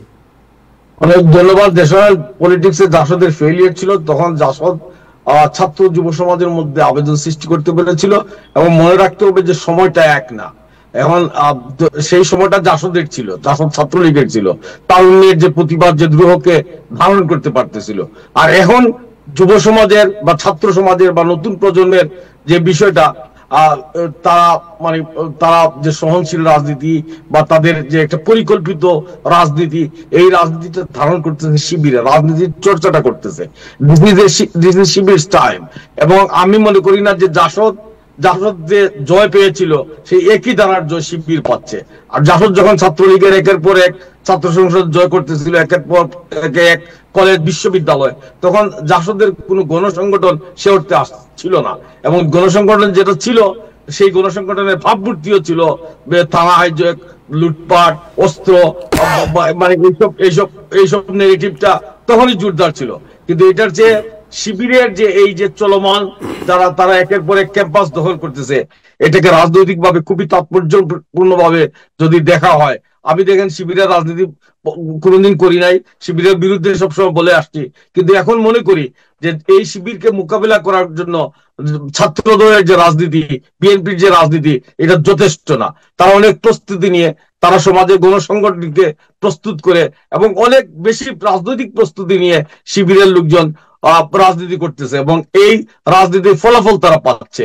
এদেরকে মোকাবিলা করার জন্য, এবং সারা বাংলাদেশ ছাত্র শিবির হয়ে যাবে না, সারা বাংলাদেশ এই ছাত্র শিবিরের কয়েকটা হল সংসদ দখল করার মধ্য দিয়ে সারা বাংলাদেশ জামাতে ইসলামের হয়ে যাবে না, কিন্তু এদের রাজনীতিকে মোকাবেলা করার জন্য আগের নেগেটিভ আর চলবে না, নতুন ভাবে যদি নামেন। এখন আমাদের সম্রাট ভাই আর মুজিব ভাইয়ের মতো এই ঝগড়াঝাটি করে যদি এক দলের, তাইলে এইটা যুব সমাজের কাছে ভালো বার্তা যায় না, এমনকি ছাত্র দলের কাছেও। তো আমি মনে করব আজকে যে সময় শিবিরের উত্থান করতেছে আমাদের সামনে, এইটারও একটা পরিণতি যদি রাজনৈতিক ভাবে সমাজে ছড়িয়ে না যায়, তাইলে এটারও আবার আমরা একটা অবসান দেখবো। কিন্তু দিস ইজ শিবির টাইম, এবং শিবির সেই রাজনীতির সুফলটা খুব কৌশলে, খুব সুপরিকল্পিত ভাবে তারা ঘরে তুলতে সক্ষম হচ্ছে। Thank you so much, thank you, আপনাকে অনেক ধন্যবাদ। ডক্টর নকিবুর রহমান, আপনাকে যাই। সো আপনাকে জানতে চাই যে আপনি জানেন যে জামাত বা ছাত্র শিবির এরা ক্যাডার ভিত্তিক সংগঠন ছিল, এটা গণসংগঠন ছিল না কখনই, এটা মনে করা হতো। এবং যে কোনো নির্বাচনে জেতার জন্য যে গণসংগঠন প্রয়োজন হয়। ছাত্রছাত্রী বিভিন্ন ইউনিভার্সিটিতে যে শিবিরের যে উত্থান, এই উত্থান শুধু তাদের সমর্থকদের বুটেই হচ্ছে না, এটা ডেফিনেটলি একটা গণ সাপোর্ট তারা গেইন করতে পেরেছেন। এই যে শিবিরের যে বা জামাতের যে আপনার ক্যাডার ভিত্তিক দলীয় একটা যে ব্যারিকেড, এই ব্যারিকেড ভেঙে গণসম্পৃক্ততার যে আলামত আমরা দেখতে পাচ্ছি, এটা কিভাবে সম্ভব হয়েছে এবং এইটাকে আপনি কিভাবে মূল্যায়ন করেন? জি, অনেক ধন্যবাদ তাহির ভাই, এবং আমি আমার সহ আলোচক ইব্রাহিম চৌধুরী ভাই, সম্রাট ভাই, আমি অনেক শ্রদ্ধা করি। ডক্টর মুজিব ভাই খুবই শ্রদ্ধার ব্যক্তি। আমি সবাইকে শুভেচ্ছা জানিয়ে শুরু করছি। প্রথমেই আমি অভিনন্দন জানাতে চাই চট্টগ্রাম বিশ্ববিদ্যালয় ছাত্র সংসদ ইউনিয়নের নির্বাচিত ভিপি ইব্রাহিম হোসেন রনি, যিনি ৭,৯৮৩ ভোট পেয়ে নির্বাচিত হয়েছে। জিএস সাইদ বিন হাবিব, যিনি ৮,০৩১ ভোট পেয়ে নির্বাচিত হয়েছে, এবং এজিএস ছাত্র দলের পক্ষ থেকে আইয়ুবুর রহমান তৌফিক, তিনি ৬,৯৮৬ ভোট পেয়ে নির্বাচিত হয়েছে। আমি ছাত্র শিবিরের ভিপি, ছাত্র শিবিরের জিএস এবং ছাত্র দলের এজিএস তিনজনকেই অভিনন্দন জানিয়ে আমি শুরু করছি। সর্বশেষ যেই ফলাফল প্রকাশিত হয়েছে, আপনারা দেখেছেন যে ২৬টি পদের মধ্যে ভিপি এবং জিএস সহ ২৪টি পদে ইসলামী ছাত্র শিবির সমর্থিত প্রার্থীরা জয়ী হয়েছে। এজিএস এবং সহ ক্রিয়া সম্পাদক, এই দুইটা পদে ছাত্রদল সমর্থিত প্রার্থী বিজয়ী হয়েছে। এবং এখানে আমরা যদি একটু ভোটের হিসাবটা দেখি, যে স্পেশালি আমি দুইটা জায়গায় আমি একটু হাইলাইট করতে চাই। সেটা হলো জিএস পদে সাইদ বিন হাবিব, তিনি পেয়েছেন ৮,০৩১ ভোট, এবং তার নিকটতম প্রতিদ্বন্দ্বী যিনি ছাত্রদলের, তিনি হলেন শাফায়াত হোসেন, তিনি পেয়েছেন ২,৬৪৯ ভোট। আমরা যদি ভোটের হিসাবটা দেখি যে এই পরিমাণ পার্থক্য, মানে ৮,০৩১, ২,৬৪৯, অলমোস্ট মানে ৩.৫ গুণ ৪ গুণের কাছাকাছি ভোট পেয়েছেন। অন দ্য আদার হ্যান্ড, আমরা যদি এজিএস পজিশনটা দেখি, সেখানে ছাত্র শিবির সমর্থিত যিনি প্রার্থী, তিনি মুন্না, সাজ্জাদ হোসেন মুন্না, তিনি পেয়েছেন ৫,০৮৩ ভোট এবং তিনি পরাজিত হয়েছেন। এবং ছাত্রদল সমর্থিত প্রার্থী যিনি বিজয়ী হয়েছেন আইয়ুবুর রহমান তৌফিক, তিনি পেয়েছেন ৬,৯৮৬, প্রায় ২,০০০ ভোটের কাছাকাছি ব্যবধান, ২,০০০-এর একটু কম। সো এটা আমাদেরকে পরিষ্কার বলে দেয় যে বর্তমান সময়ের ছাত্রছাত্রীরা ঠিক দলীয় বিবেচনায় যে সবাই ভোট দেয় তা না, দলীয় বিবেচনার বাইরেও প্রার্থীর ব্যক্তিগত গ্রহণযোগ্যতা, প্রার্থীর ব্যক্তিগত যোগ্যতা, এই সব কিছু কিন্তু একটা বিবেচ্য বিষয়। যার কারণে ছাত্রদলের জিএস প্রার্থী যেখানে মাত্র ২৬০০ ভোট পেয়েছে, সেখানে একই দলের এজিএস প্রার্থী অলমোস্ট ৭,০০০ ভোট পেয়েছে। অন দ্য আদার হ্যান্ড, শিবিরের জিএস প্রার্থী যিনি ৮,০০০ ভোট পেয়েছে, সেই একই দলের এজিএস প্রার্থী পেয়েছে ৫,০০০ ভোট। সো এখানে নিজস্ব ভোট ডেফিনেটলি একটা ফ্যাক্টর। প্যানেল হিসাবে সাধারণ ছাত্র কিংবা দলীয় সমর্থক, দলীয় কর্মীরা ভোট একটা দিবে, কিন্তু এর বাইরেও একটা বিশাল সংখ্যক যে সমস্ত সাধারণ ছাত্রছাত্রী আছে, তারা যে প্রার্থীর ব্যক্তিগত যোগ্যতাকে সামনে এনে ভোট দিচ্ছে এবং একেবারে ফ্রি অ্যান্ড ফেয়ারভাবে কোনো নির্ভরতা, কিছু অবশ্যই আমরা আমাদের যেই ইলেকশনের যেই কালচার, এটা থেকে তো আমরা বেরিয়ে আসতে পারি না। কিছু জায়গায় আমরা দেখেছি শক্তি প্রয়োগের ঘটনা, কিছু জায়গায় দলবল নিয়ে কেন্দ্রে ঢুকে যাওয়ার ঘটনা, এগুলা দেখেছি। সো এগুলার বাইরে এগুলা খুবই সামান্য বিষয়, কিন্তু এর বাইরে মোটা দাগে এটা ডেফিনেটলি সোশ্যাল মিডিয়া এবং সিটিজেন জার্নালিজম এবং ওভারঅল সাংবাদিকদের একটা পজিটিভ ভূমিকার কারণে আমরা দেখেছি যে ডাকসু, এরপরে জাকসু এবং আজকে চাকসুতে একেবারে পুরা ভোটটা কিন্তু সিসিটিভির আন্ডারে, মিডিয়ার স্ক্রুটিনির আন্ডারে। সো দু একটা বিক্ষিপ্ত ঘটনা ছাড়া মোটা দাগে কিন্তু নিরপেক্ষভাবে নির্বাচন সম্পন্ন হয়েছে।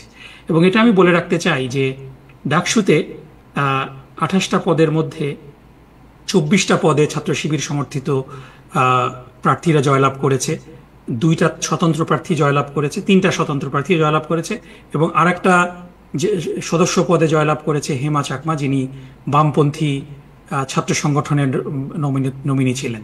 সো এখানে বৈষম্য বিরোধী ছাত্র সংসদ এবং ছাত্রদল তারা কিন্তু খুবই খারাপ পারফর্ম করেছে।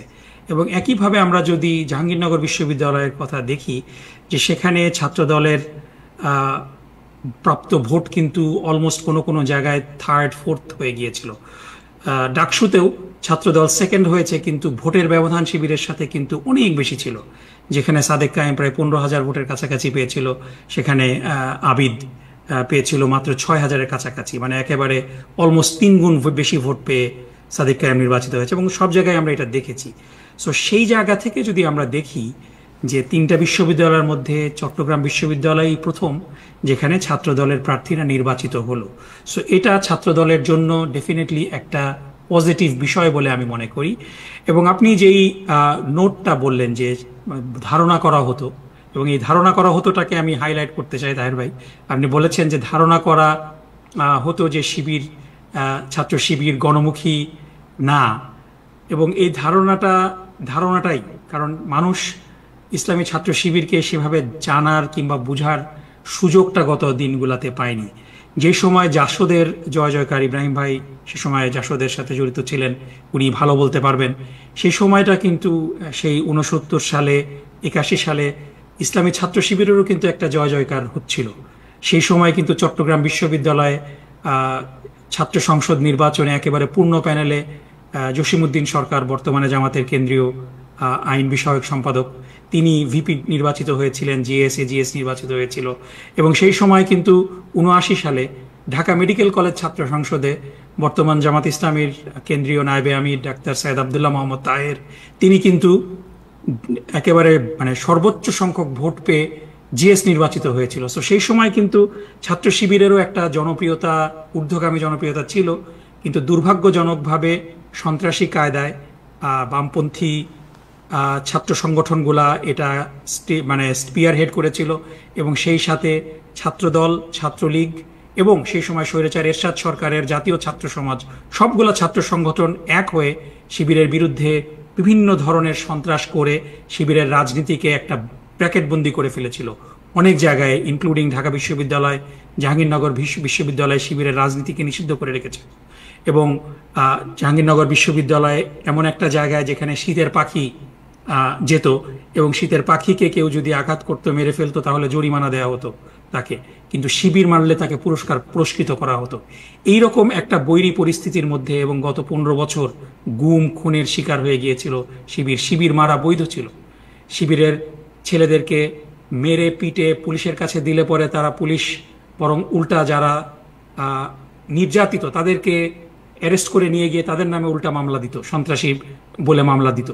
এই অনেক ধরনের ঘটনা। এরপরে আমরা দেখেছি যে আবরার ফরহাদকে শিবির ট্যাগ দিয়ে হত্যা করা হয়েছে, এবং এরকম বহু ঘটনা বিশ্ববিদ্যালয়গুলোতে ঘটেছে।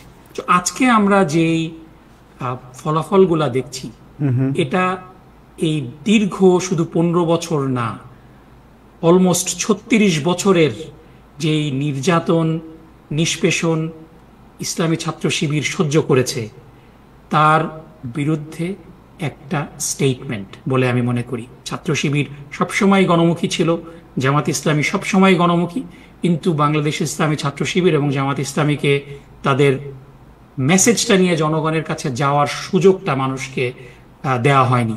এখন 5ই আগস্টের বিপ্লবের পরে আমরা এই সুযোগটা পাচ্ছি, এখন মানুষ আমাদেরকে জানছে। আমরা কিন্তু পরিবর্তিত হইনি, বরং মানুষ আমাদেরকে নতুন করে জানছে এবং দেখছে যে যে প্রোপাগান্ডা আমাদের ব্যাপারে করা হতো সেই প্রোপাগান্ডাগুলো সত্যি না, এটারই একটা ফল আমরা দেখছি। এবং আমি আশা করি যে খুবই সুন্দরভাবে রাজশাহীতে আজকে ভোট গ্রহণ হবে, রাকসুতেও আমরা সিমিলার রেজাল্ট পাবো এবং অংশগ্রহণমূলক একটা নির্বাচন হবে বলে আমি আশা করছি। Thank you so much, thanks. আপনাকে আমি আর একটা প্রশ্ন পরে করবো যে আপনি কি শুনতে পাচ্ছেন? আমি শুনতে পাচ্ছি। আমি এখানে দক্ষিণ সাহেবের একটা প্রশ্নের উত্তর, মানে শিবিরের উপর নির্যাতন হয়েছে এগুলো ঠিক, কিন্তু শিবিরের নির্যাতনে কত লোকের রক কাটা গেছে এটা নকিব ভাই আপনি হয়তো দেশেও ছিলেন, দেশের বাইরেও ছিলেন, কিন্তু এটা তো এই আমাদের দর্শক যারা, শ্রোতা যারা সবাই জানেন। সেই দা কিরিসের 80-র দশকে রক কাটা শিবির, এগুলো তো আমরা ভুলতে পারি না। শিবির পরিবর্তিত হয়েছে, এখন শিবিরের বিরুদ্ধে সেই বদনামটা নাই। আমরা এই পরিবর্তনটা ভালো। এই মারামারিটা কিন্তু শিবির সবসময় অহিংস রাজনীতি করেছে এবং শিবির সবসময় নিপীড়িত ছিল, এই কথাটা উইথ ডিউ রেসপেক্ট এটাকে আমাকে ডিফার করতে হয়েছে। আমরা রাস্তায় শিবিরের মার খেয়েছি, আমরা নিজেকে প্রতিরোধ করে আমরা বেঁচে থাকার চেষ্টা করছি। আমাদের লড়াইটা তখন প্রত্যেকটা কলেজে শিবিরের সাথে ছিল। এটা এই শিবিরের এখন জামাতের যিনি আমির ডক্টর শফিক সাহেব, তিনি সিলেটে ছিলেন, তাকেও আমি বলেছি যে শফিক ভাই আপনারা যে পরিবর্তন হইলেন, দাকিরিস নিয়ে এক সময় পাশের গলিতে আপনারা দৌড়াইতেন, তখন উনি আবার খুব বুদ্ধিমত্তার সাথে উত্তর দিয়েছিলেন যে আমাদের বিরুদ্ধে তখন বিদেশি অস্ত্র ব্যবহার করা হইতো, আমাদের লোকজন দেশীয় অস্ত্র। বাট আপনি যেভাবে শিবিরকে শুরু থেকে ভিকটিম বলতেছেন নকিবুর রহমান ভাই, এটা সর্বদা সত্য নয়। সারা বাংলাদেশের মানুষ জানে যে এই শিবিরের হাতে অস্ত্র ছিল, শিবিরও বহু মানুষকে মরেছে, অনেকের রোগ কাটা, এখনো কাটা রোগ নিয়ে জীবন অতিবাহিত করতেছে। আপনাকে অনেক ধন্যবাদ তাহের। না, আমাকে I have to respond to that with all due respect. দুইটা উত্তর দিব আমি এখানে। একটা হলো যে ডেফিনেটলি শিবিরের হাতে কিছু ছাত্র নির্যাতিত হয়েছে, এটা অস্বীকার করার কোনো উপায় নাই। কিন্তু বিষয়টা কেন হয়েছে? কারণ শিবির কিন্তু বাংলাদেশের কোনো জায়গাতে কারো রাজনীতি নিষিদ্ধের দাবি করে নাই, বরং বাংলাদেশ ইসলামী ছাত্র শিবিরের বিষয়টা হলো যে যেখানে ছাত্র শিবির খুব দুর্বল সেখানে আপনি ছাত্র শিবিরের রাজনীতি নিষিদ্ধ করতে চান, ছাত্র শিবিরকে পিটায় আপনি ক্যাম্পাস থেকে বের করে দিবেন, আপনি কোনো রেজিস্ট্যান্স পাবেন না। কিন্তু রাজশাহী বিশ্ববিদ্যালয়ের মতো জায়গায় যেখানে একেবারে জন্ম থেকে যে কথাটা বলা হয় যে রাজশাহী বিশ্ববিদ্যালয়ের চেয়ার টেবিলও ছাত্র শিবির করে, সেখানে যদি বামপন্থী ছাত্র সংগঠন যাদের সমর্থক 10-12 জনও না, তারা যদি ছাত্র শিবিরকে ক্যাম্পাস থেকে বের করে দেওয়ার চেষ্টা করে, আপনি কিভাবে এক্সপেক্ট করেন যে কোনো প্রতিরোধ হবে না? সো এটা হলো নাম্বার 1। সেকেন্ড বিষয়টা আমি আপনাকে বলি যে আপনি যে কথা বললেন যে রক কাটা নিয়ে ঘুরে ফিরে, আমি আমার জীবনে একজন মানুষ শুধুমাত্র রাজশাহী বিশ্ববিদ্যালয়ের রতন, রাজশাহী মেডিকেল কলেজের রতন এবং সবুর হামিদ, এই 3টা নাম ছাড়া আই ক্যান চ্যালেঞ্জ ইউ যে আপনি শিবিরের হাতে নির্যাতিত কোনো নাম আপনি পাবেন না। আপনি পত্রিকার রিপোর্ট পাবেন, কিন্তু আমি এখানে আপনাকে কয়েকটা জিনিস আমি আমার ব্যক্তিগত অভিজ্ঞতা থেকে আপনাকে বলছি যে আমরা যখন বড় হয়েছি, যে আমরা বেসিক্যালি এরশাদ বিরোধী আন্দোলন আমরা দেখেছি, তখন ক্লাস 9-এ পড়তাম।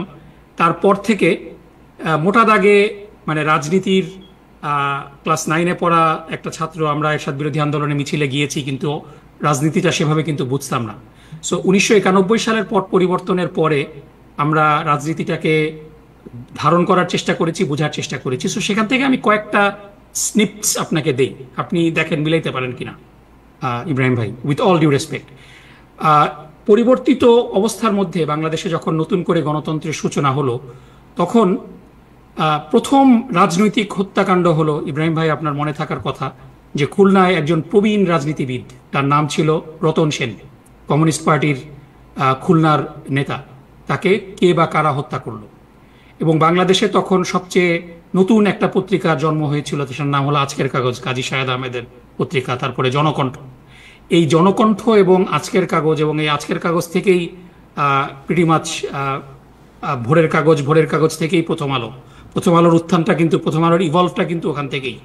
সো সেই আজকের কাগজ, জনকণ্ঠে আপনি চলে যান 1991 সালের এই ঘটনাগুলা, যে প্রত্যেকটা পত্রিকা শিবিরকে দায়ী করলো যে রতন সেনকে হত্যা করেছে ছাত্র শিবির। কিছুদিন পরে জানা গেল যে রতন সেনকে হত্যা করেছে সর্বহারা পার্টির কিছু সদস্য। সো আপনি যে মিডিয়া ট্রায়াল করে ফেললেন, রতন সেনকে হত্যার দায় জামাত এবং শিবিরের উপরে দিয়ে দিলেন, অথচ 5-6 মাস পরে জানা গেল যে রতন সেনকে সর্বহারা পার্টির লোকজন হত্যা করেছে।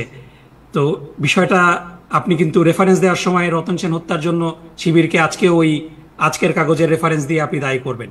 দ্বিতীয় ঘটনা, আপনার মনে আছে যে রাশেদ খান মেননকে গুলি করা হলো, প্রচণ্ড বিক্ষিপ্তভাবে গুলি করা হয়েছিল এবং তিনি প্রায় মারা যাওয়ার মতো অবস্থা, তাকে হসপিটালে ভর্তি করা হলো। সমস্ত বাংলাদেশের সমস্ত পত্রপত্রিকা এটার জন্য শিবিরকে দায়ী করলো যে ছাত্র শিবির, কারণ রাশেদ খান মেনন ছাত্র শিবির বিরোধী অবস্থান করেন, এই জন্য ছাত্র শিবির নাকি রাশেদ খান মেননকে হত্যা করেছে। তার কিছুদিন পরে তদন্তে, এটাও আপনি ইব্রাহিম খলিল ভাই জানেন যে রাশেদ খান মেননকে কারা হত্যা করেছিল। তিনি তার যে নির্বাচনী এলাকা গুলি করেছিল, না হত্যা, হ্যাঁ গুলি করেছিল, সরি হত্যার চেষ্টা। সেই রাশেদ খান মেননকেও কিন্তু সর্বহারা পার্টির লোকজন, কারণ তিনি সর্বহারা পার্টির সমর্থন নিয়ে তিনি সেখানে নির্বাচিত হয়েছিলেন বরিশাল থেকে, সেই নির্বাচনী এলাকার গন্ডগোলের কারণে। তারপরে এরকম করে অনেকগুলো ঘটনা, এবং সর্বশেষ, আমার আজকে সময় নেই, আমি একটার পর একটা ঘটনা বলে যেতে পারবো। সর্বশেষ 2008 সালে রাজশাহী বিশ্ববিদ্যালয়ের একজন শিক্ষক হত্যার শিকার হয়েছিলেন, একজন প্রফেসর, তার নাম সম্ভবত ডক্টর ফারুক সাহেব। তিনি হত্যাকাণ্ড, আমি নামটা যদি ভুল হয় আমাকে ক্ষমা করবেন, তিনি হলেন ভূতত্ত্ব বিভাগের একজন শিক্ষক। সেই হত্যার জন্য দায়ী করা হলো ছাত্র শিবিরের তৎকালীন সভাপতি মাহবুবুর রহমান সালেহী ভাই, যিনি ওই ভূতত্ত্ব ডিপার্টমেন্টের তখন ফার্স্ট শিক্ষক হয়ে যাবেন, এরকম একটা অবস্থা। সেই মাহবুবুর রহমান সালেহীর বিরুদ্ধে প্রথম আলো সিরিজ রিপোর্ট লেখা শুরু করলো। সরি, ডক্টর ফারুক না, তার নাম হলো ডক্টর তাহের সাহেব হত্যা মামলায় মাহবুবুর রহমান সালেহীকে গ্রেফতার করা হলো, তার ছাত্র জীবন শেষ করে দেয়া হলো। তিনি ঢাকা বিশ্ববিদ্যালয়ে পড়তে পারলেন না, তিনি দীর্ঘ 4 বছর নির্যাতিত হয়েছেন। পুলিশ তাকে গ্রেফতার করে নির্মম নির্যাতন করেছে। ইব্রাহিম ভাই, ফারুক হত্যা, তাহের সাহেব হত্যা মামলার তো রায় কয়েকদিন আগে বের হয়েছে। কে তাকে হত্যা করেছে? তারই একজন কলিগ শিক্ষক, অথচ শিবির এবং সালেহী ভাইকে দায়ী করে তার ছাত্র জীবন শেষ করে দেওয়া হয়েছে। সো এরকম যদি আপনি প্রত্যেকটা ঘটনা দেখেন, বাংলাদেশের সমস্ত মিডিয়া একটা সময় বামপন্থীদের নিয়ন্ত্রণে থাকার কারণে শিবিরের বিরুদ্ধে আজগুবি সব অভিযোগ দায়ের করা হয়েছে, অভিযোগ তৈরি করা হয়েছে, যেটার কোনো বিশ্বাসযোগ্যতা নাই। আপনার একটা দলের যদি কালচার হয় খুন খারাপি কারা, ওভারনাইট তো তারা বদলাইতে পারে না ভাই, এটা তো বললেও বিশ্বাসযোগ্য হবে না। আজকে সোশ্যাল মিডিয়ার কারণে, এবং আমরা গত 1 বছর এখন ওপেন এনভায়রনমেন্ট, সোশ্যাল মিডিয়ার কারণে সবকিছু সবাই দেখে। 2টা ঘটনা বলে আমি শেষ করব। একটা হলো সিলেটে শাহজালাল বিশ্ববিদ্যালয়তে 2টা ছাত্রের মধ্যে একটু ধস্তাধস্তি হয়েছে, এবং সেই ছাত্রটা হলো ওই যে ফুলতলির পীর সাহেবের ছাত্র সংগঠন করে, এবং যে ছেলেটার সাথে তার বাদানুবাদ হয়েছে সেই ছেলেটা শিবিরের সমর্থক, এবং এই বাদানুবাদের একটা পর্যায়ে ছেলেটার পা কেটে গিয়েছে কোনো একটা ওই রুমের কোনো একটা কিছুর উপরে, খাট কিংবা কোনো একটা জায়গায় পড়ে। সমস্ত পত্রিকায় রিপোর্ট হলো যে সেই ছেলেটার নাকি ছাত্র শিবিরের সন্ত্রাসীরা এই ছেলেটার রক কেটে দেওয়ার চেষ্টা করেছে। পরবর্তীতে দেখা গেল যে এটা আসলে নারী ঘটিত একটা বিষয়, এটার সাথে রাজনীতির কোনো সম্পর্ক নেই, এবং ছেলেটার পা কোনো একটা খাটের স্ট্যান্ডে লেখা হতে হয়েছে। অথচ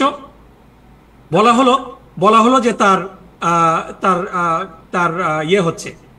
তার রক কেটে দেওয়া হয়েছে। আরেকটা ঘটনা বরগুনায় একটা ঘটনা, সেখানে বিএনপির একজন নেতার রক কেটে দেওয়া হয়েছে, এবং এটাও সমস্ত পত্রিকা রিপোর্ট করলো যে ছাত্র শিবির নাকি তার রক কেটে দিয়েছে। অথচ বিএনপির সেই নেতৃবৃন্দ ওই বরগুনার রিপোর্ট করলো যে এইটা বিএনপির আভ্যন্তরীণ কোন্দলের একটা ঘটনা, এটার সাথে শিবিরের কোনো সম্পর্ক নেই। এইভাবে যে মিথ্যাচার করা, এবং এই ঘটনাগুলো যদি 90-এর দশকে হতো, তাহলে তো পত্রিকার রিপোর্টটাই মানুষ বিশ্বাস করতে। এখন সোশ্যাল মিডিয়ার কারণে মানুষ ভেরিফাই করতে পারছে, এবং এই যে ফ্যাক্ট চেকিং যেই বড় একটা সার্ভিস তৈরি হয়েছে, এটার সবচেয়ে বড় বেনিফিশিয়ারি হলো বাংলাদেশ ইসলামী ছাত্র শিবির। যে মিথ্যা প্রোপাগান্ডা, প্রথম আলো, ভোরের কাগজ, জনকণ্ঠ এবং মৃত্যুবরণ করা আজকের কাগজ, তারপরে সে সময় আরো কয়েকটা পত্রিকা ছিল, যে ওই যে বাংলার বাণী, এই পত্রিকাগুলোর যে জঘন্য মিথ্যাচার, এই মিথ্যাচারের সবচেয়ে বড় ভিকটিম হয়েছিল বাংলাদেশ ইসলামী ছাত্র শিবির, এবং এটা যে গত 15 বছরই ছিল তা না, গত 36 বছর ধরে। এবং আজকে মানুষ সত্য জানার কারণে, সোশ্যাল মিডিয়ার কারণে এই মিথ্যা প্রোপাগান্ডা যে কত মিথ্যা এটা মানুষ জানতে পারছে, এই কারণেই আমরা দেখছি। Thank you so much. আমি 30 সেকেন্ড একটা জবাব দিয়ে দিই। আমি এই বিষয়ে আপনার মানে আমি চমৎকার বলেছেন, এবং আপনি যেহেতু জামাতের রাজনীতির সাথে জড়িত, শিবিরকে আপনি ডিফেন্ড করবেন এ ব্যাপারে আমার কোনো সন্দেহ নাই। একাডেমিক্যালি এই সমস্ত ডিফেন্ড এগুলো নিয়ে আলোচনা হওয়া উচিত। কিন্তু আমার সাথে মিছিলে আমার মনির তপন জুয়েল হত্যাকাণ্ডের শিকার হয়েছিল সিলেটে, এগুলো তো আর ইতিহাস ঘেটে বলতে হবে না। এখানে যারা আজকে অনুষ্ঠান শুনতেছেন সবাই শুনতেছেন। এখন আপনি আপনার ডিফেন্ড আছে, এগুলো নিয়ে আমরা আরেকদিন কথা বলবো। এবং আপনি যেভাবে শুরু করেছেন যে হ্যাঁ কিছু ঘটনা ঘটেছে, এটা চমৎকার শুরু ছিল। আমি মনে করছিলাম যে আপনি অন্তত কিছুটাও দায় নেবেন। হ্যাঁ, শিবিরের উপর হামলা হয়েছে, আমরাও হামলা করেছি, কিন্তু শিবিরের হাতে যে কোনো মানুষ মারা যায় নাই, আর কোনো রক কাটা যায় নাই। আমার সিলেট শহরের ছেলে মুনির তপন জুয়েল আমাদের সাথে মিছিলে ছিল, এদেরকে আমরা প্রতিবাদ স্মরণ করি। একটা সংঘর্ষে গেছে, হ্যাঁ ওই দিন মুনির তপন জুয়েল মারা না গেলে শিবিরের লোকজনও মারা যেতে পারতো। এগুলো নিয়ে আমরা আরেকদিন আলোচনা করবো। বাট এনিওয়ে, আপনি মানে ঢালাও ভাবে দেশে খালি সংবাদপত্রকে, সময়কে, সবকিছুকে দায়ী করতেছেন। এগুলা নিয়ে আপনার সাথে একটা প্রস্তুতি নিয়ে আমরা বসবো, এবং আমরা এইসব নিয়ে আলোচনা হওয়া উচিত যদি বলা হয় যে একটা মুক্ত অবস্থা। তো ধন্যবাদ তাহের, ধন্যবাদ। আচ্ছা, আমরা আরেকটু 2 মিনিট করে একটু আলোচনা করব। একটু জেনে নিই আগে যে সিলেট বিরক্ত সিলেট কর্মসূচি হয়েছে। সম্রাট ভাই, আপনার কাছে আসতেছি আমি, 1 মিনিট সময় দেন আমাকে। বিরক্ত সিলেটবাসী যে সিলেট বঞ্চনার প্রতিবাদে আজকে যে কর্মসূচি হলো, এখানে কি হলো আপনার একটু খুব ব্রিফলি বলেন। একদম ব্রিফলি বলতেছি। আবু তাহের সাহেব বক্তব্য তো আপনিও রাখলেন, এখন আমারে দিয়ে বলান কেন সব অপ্রিয় কথা? মানে বিরক্ত সিলেটে শুধু আবু তাহেরই বক্তব্য দেন নাই, উনার স্ত্রী সিলেটে বাড়িও না। আমরা সিলেটের লোকজন বলি বেঙ্গলি। তার বাট যেহেতু দাবি ন্যায্য, মেরি জুবাইদাও সেখানে উপস্থিত হয় আমাদের প্রতি। সিলেট একের পর এক বিএনপি শাসন, আওয়ামী লীগের শাসন, আপনার আরো নানান স্বৈর শাসন, কিন্তু সিলেটের আর উন্নয়ন হয় না। প্রতিবার দেখা হয় বরাদ্দ হয়েছে, প্রতিবার বলা হয় সিলেট উন্নয়ন কর্তৃপক্ষ আইন পাস করা হয়েছে, কিন্তু বাস্তবে ঢাকা থেকে ক্যালকাটা যাওয়া যায় দ্রুত, ঢাকা থেকে সিলেট আসতে দ্বিগুণ সময় লাগে। এই যে বাস্তবতা, এটা নিয়ে সিলেটবাসী বিরক্ত। এই বিরক্তটা এক পর্যায়ে বিক্ষোভে যাবে, এবং যে সমস্ত এলাকায় আমরা দেখেছি রাজনীতির ইতিহাস যদি দেখেন, সিলেটের বাস্তবতা জানেন, সিলেটের মানুষ বিরক্ত হয়ে বিক্ষুব্ধ হয়ে এরপরে যদি কোনোদিন বলে আমরা বিচ্ছিন্ন হয়ে যাব, এটা আগামী দিনের বাংলাদেশের সমস্যা। সুতরাং আমরা 60 দিন সময় দিয়েছি দাবি দেওয়ার, ফিরিস্তি এখানে মানে আপনার সময় নাই। এগুলো নিয়ে টাইম টেলিভিশন আরেকদিন আলাদা অনুষ্ঠান করবেন, আপনি প্রকাশ্য সবাই কথা দিয়ে আসছেন।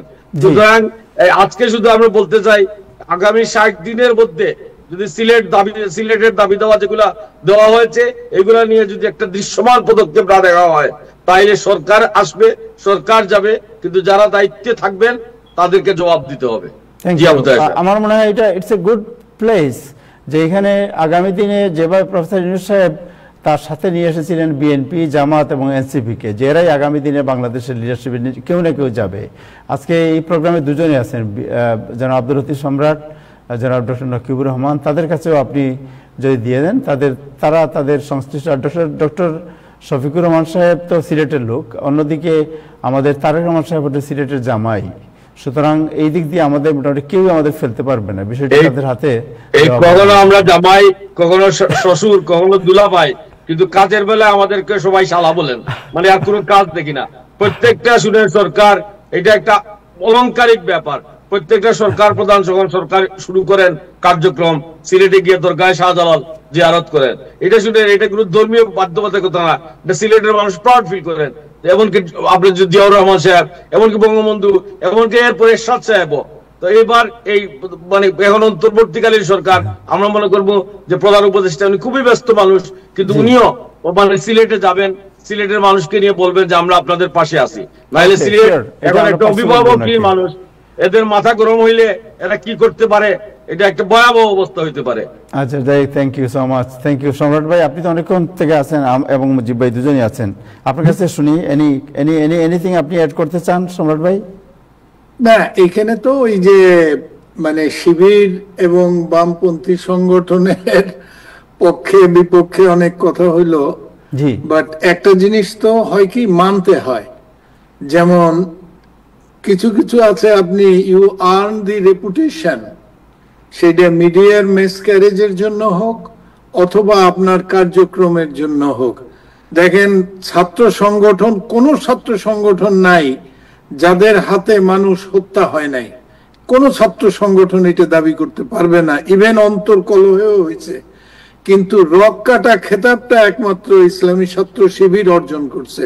এর পিছনে কোনো কারণ নাই, এটা হইতে পারে না, নিশ্চয়ই কারণ ছিল, এবং ওই ধরনের আচরণ কোনো না কোনো ভাবে করা হয়েছে। সেখান থেকে ফিরে আসার সুফল আপনারা এখন নির্বাচনে পাচ্ছেন, সেটা একটা ডিফারেন্ট স্টেটমেন্ট।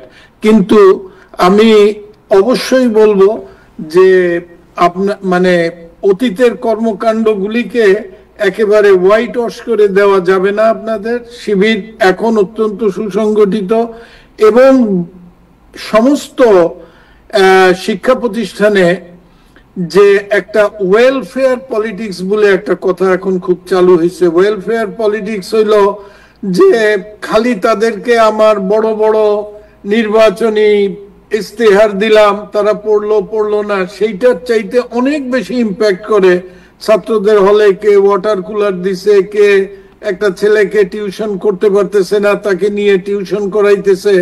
এই ধরনের ওয়েলফেয়ার পলিটিক্সে এখন, আগে রক কাটায় যা অগ্রণী ছিল বা একদম ছিল না সেটা আলাদা, কিন্তু এখন ওয়েলফেয়ার পলিটিক্সে তুলনামূলকভাবে এটা স্বীকৃতি সবাই দিতে হবে যে তারা ওয়েলফেয়ার পলিটিক্সে অনেক এগিয়ে গেছে। যেমন ডাকসু নির্বাচনে হওয়ার পরপরই ওই যে মহসিন হলে ছাত্রদের খাট দেওয়া, এসি লাগানোর প্রকল্প নেওয়া, এইসব। যেমন আপনারা জানেন, বাংলাদেশের অত্যন্ত নাম করা সাংবাদিক, সিনিয়র সাংবাদিক আব্দুল আজিজ সাহেব একদিন একটা শোতে বলছিলেন, আমি নিজে দেখছি, সে বলল যে আমার দুই ভাতিজিকে নির্বাচনের পরে ডাকসুতে জিজ্ঞেস করছি কাকে ভোট দিছো, বলল যে আমরা শিবিরকে দিছি, একটু আড়ষ্ট ভাবে, কারণ তার চাচা হয়তো ওটার পক্ষে ছিলেন না। তারপর জিজ্ঞেস করলাম কেন দিলি, বলে তারা আমাদের খোঁজ খবর নেয়, এবং আমাদের কোনো মেয়েদের উপরে যদি কেউ কোনো রকমে অশোভনীয় আচরণ করে সঙ্গে সঙ্গে শিবিরের ছাত্ররা এসে আমাদেরকে সাহায্য করার চেষ্টা করে। এই যে ইম্প্যাক্ট গুলা, এই ইম্প্যাক্ট গুলা অবশ্যই মানুষের মনে দাগ কাটে, তারা সেটার উপরে কাজ করে।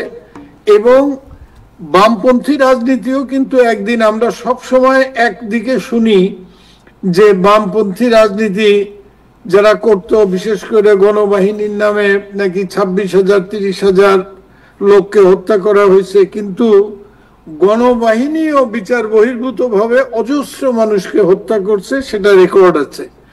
অতএব এই যে রাজনীতিতে নিজের অবস্থানকে ধরে রাখার জন্য যারা বিচার বহির্ভূত হত্যাকে প্রশ্রয় দিছে, সেটা যে কোনো ফর্মে হোক, সেইটা কখনোই সমর্থনযোগ্য না। অনেক দিন পরে, বাংলাদেশের 53 বছর পরে আজকে বাংলাদেশের মানুষের সামনে যে একটা সুযোগ আসছে একটি গণতান্ত্রিক সমাজ বিনির্মাণের জন্য, যেখানে বাংলাদেশের প্রত্যেকটি নাগরিক নিরাপত্তার সাথে শান্তির সাথে তার জীবনকে যাপন করতে পারবে, সরকারে অথবা বিশ্ববিদ্যালয়ে যে কোনো নির্বাচনে তারা নিরপেক্ষভাবে ভোট দিয়ে তাদের প্রতিনিধি নির্বাচিত করতে পারবে, সেই দিকটা আমাদের সবাই এখন সবচেয়ে বেশি গুরুত্ব দিতে হবে ইনশাআল্লাহ। থ্যাংক ইউ সম্রাট ভাই, আপনাকে অনেক ধন্যবাদ। ডক্টর মুজিবুর রহমান মজুমদার, আপনি আর কিছু অ্যাড করবেন? ডক্টর মজুমদার? জি জি, এনিথিং এলস? আপনি? ধন্যবাদ।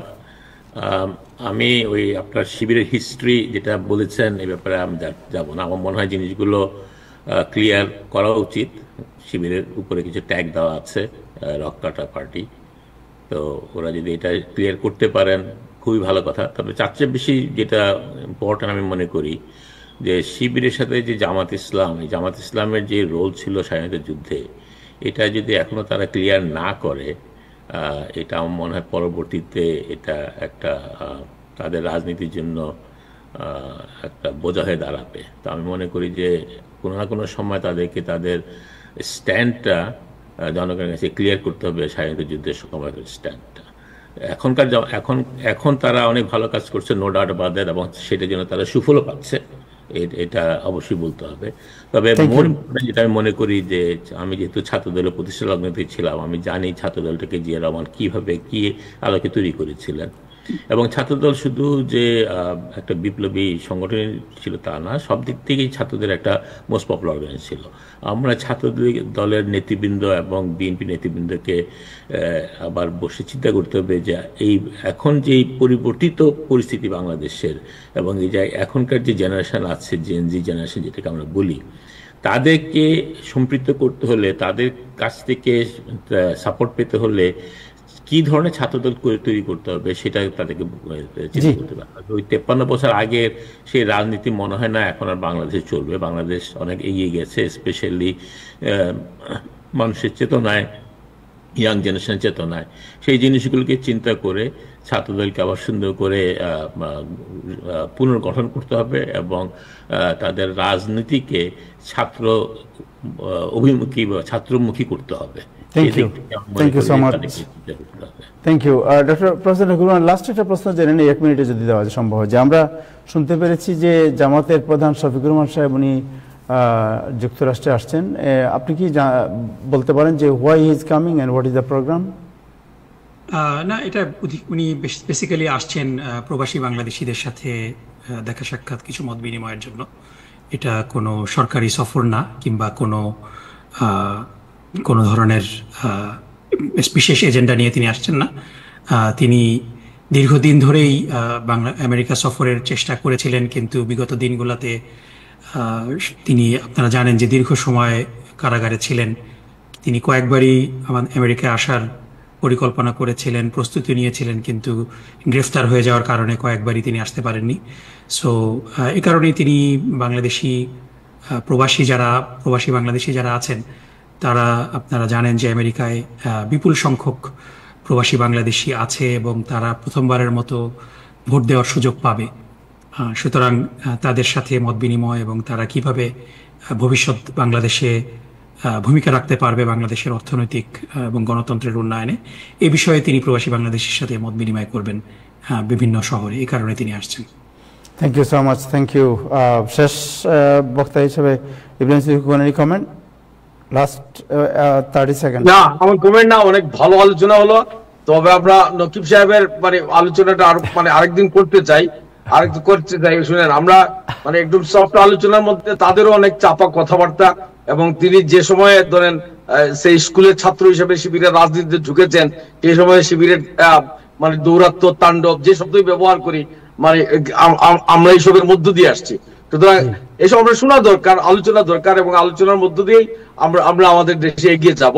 এবং আমি মনে করি জামাতের আমির ডক্টর শফিক সাহেব আসলে তো আপনার সাথে কানেকশন থাকবে, টাইম টেলিভিশনের সাথে। এখানেও আমরা যদি কোনো একটা আলোচনার সুযোগ পাই, ওনারা দেশে কি হচ্ছে না হচ্ছে এইসবে একটা বড় স্টেক হোল্ডার এখন জামাত ইসলাম, এবং বাম দল এবং পত্রিকা এই সম্পর্কে নকিবুর রহমান সাহেব যে সমস্ত অবজ্ঞা, রাজনীতিতে পরিবর্তন আসবে এবং বাম রাজনীতিবিদরা আবারও জেগে উঠতে পারে। আজকে নিউ ইয়র্কে সবাই বাম হওয়ার চেষ্টা করতেছে, যে কতটা বামপন্থী হইতে পারলে এখানে জোরান মামদানি নির্বাচিত হবে, ভোট পাবে।